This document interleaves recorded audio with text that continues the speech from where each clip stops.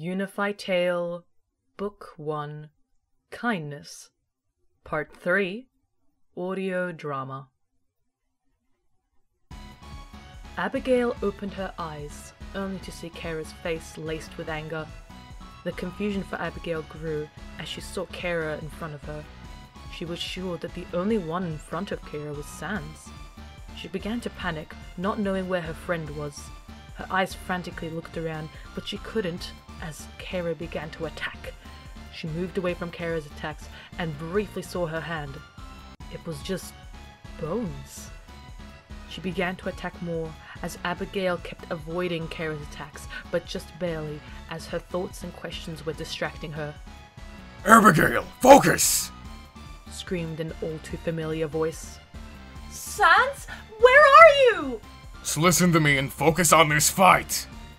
Kara was once again close to attacking Abigail, but Sans told her to dodge. She followed every last instruction Sans gave. Attempts were made in making bone attacks and teleportation, but they weren't all successful. The fight dragged on as time passed, and Abigail was slowly feeling tired, but at the same time, she was getting used to attacking with Sans' attacks. Abigail, I want you to focus on creating a gas to blaster. How? She whispered, enough for Sans to hear her as she dodged Kara's knife. Focus. Build up enough energy and think of the shape of the blaster. Once the power's enough, snap your fingers and it'll be summoned. Now it's gonna take a bit of time, so stall as much as you can. You can still use bone attacks, but keep it to a minimum. I know it's risky, but I know you can do it, kid. Abigail followed Sans' instructions. She gathered magic and began to imagine the shape of the Gaster Blaster. At the same time, she attacked with a few bones and dodged Kara's knife. She tried her best to keep a great amount of distance between her and Kara. Time passed. She was starting to panic even more as Kara was closing in on her. But Sans had helped her by continuing to instruct her, keeping her in the right mindset. Alright, everything's ready now, kid. All you gotta do is snap your fingers, stated Sans. Abigail, while still confused heavily, finally built up confidence as she smirked, and together they say, "Now then, looks like someone wants to have a bad time." She was soon frozen in fear and shock as she watched what was happening before her. Soon enough, the wolf-like skull had fired its attack, barely hitting Kara. A sharp pain erupted through her body. She looked down, only to see a bone sticking out of her. Damn you, comedian. The sound of a shattering soul followed after. Gritting her teeth, Kara was furious at what just happened. She went back to the darkness of the void, and there she found two words within a box: continue and reset. She pressed reset. She smirked, expecting the outcome of Abigail or another human falling down into the underground. Abigail woke up panting. She had assumed it was only a nightmare, until she looked at her hands. Abigail was surprised, because she only saw bones and no skin. She got up from the bed and began to look around the room. Sans was there in front of her. His body was incorporeal. This caused another scream from Abigail due to the surprise, but she soon snapped out of it and stared at Sans. She stared, for she did not believe what she was seeing.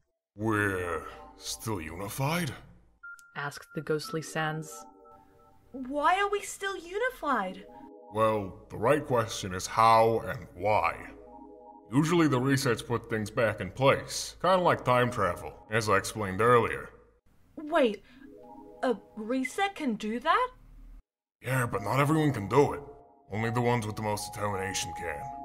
So, I can't reset? Yeah, you have a green soul, kid. Don't get me wrong. You still have determination, but red souls are the ones that hold the most determination. But that doesn't answer the main question that I asked. Yeah, you did change it, kiddo. Anyways, for the how and why part, I honestly don't know. I mean, I could try to look it up for the how part, but that will require a lot of research, and since we're unified and you're controlling the body, that means you have to do most of the work. And for why? Maybe there's a reason for it. Apparently so. She replied. That's really odd. She continued as she scratched her skull. questions began to flood into her head. It seemed like they had startled the other of the occupants as they heard footsteps run down to their location. Suddenly, the door was slammed open, which caused Abigail to jump back a bit. Sans! The two noted their Oh fear. no. Papyrus was there. The cinnamon roll of a skeleton stood at the doorway, looking at Abigail, with a worried look on his face. It was understandable, because Sans and Papyrus were brothers, so it's normal for one to worry about the other, especially if there was a scream involved. Abigail thought it was cute. It made her remember her older sister Nicola. This was the same scenario whenever she felt that her older sister was in trouble. Now that she was thinking about her sister, it made her miss her. Brother, are you... Papyrus looked at his brother weirdly. All the years he has been living with his brother, he knew how he looked like, and even the clothing style he had memorized, to the final detail. He does the chores of the house, so he's very much aware of his brother's clothing. He was curious, but mostly questioning why he changed his clothes all of a sudden. Why are you wearing a green hoodie? The cinnamon roll asked. I just thought you'd be green with envy if I wore this. She chuckled nervously. Sans! Laughter was heard at Papyrus's reaction, and soon the rant about puns began. Abigail smiled and spent some time with Sans's brother. After a while, she went to the sentry station near the ruins entrance. She had been throwing bone attacks left and right, training. Well, mostly playing around to get used to her newfound powers. She had the basics of bone attacks down to her core. In fact, she was even twirling one as a few more floated behind her. Looks like Kara won't give up so easily. Agreed. Sans leaned against the pole of the sentry station, watching Abigail as she stopped making the bones float. With a sigh, Abigail laid her head on the sentry station, which caused Sans to worry a bit. It seemed the fight and what happened after was still taking a toll on her. She was still a child, so it's natural for her to be confused with the situation. Sans stared at the kid before he finally decided to speak. Jeez. You alright, Abby? Just thinking about how we could defeat Kara. Disappointment was laced in her voice. You do realize that we can't defeat her on our own, right? She asked. I do. Sighing, he stopped leaning against the pole. So, what are we gonna do? I guess we just wait for the next human to fall. Silence soon fell between the two as they stared at one another. He was the first one to break the stare as he began to think of ways to train Abigail. She just suddenly inherited his body, so she doesn't know much about magic or how to fully control it. Sans knew that Abigail had a long way to go before she could get used to it, but with practice and some time, he knew that Abigail would be able to control his magic. You're good at pretending to be me. You mean I'm sensational at it?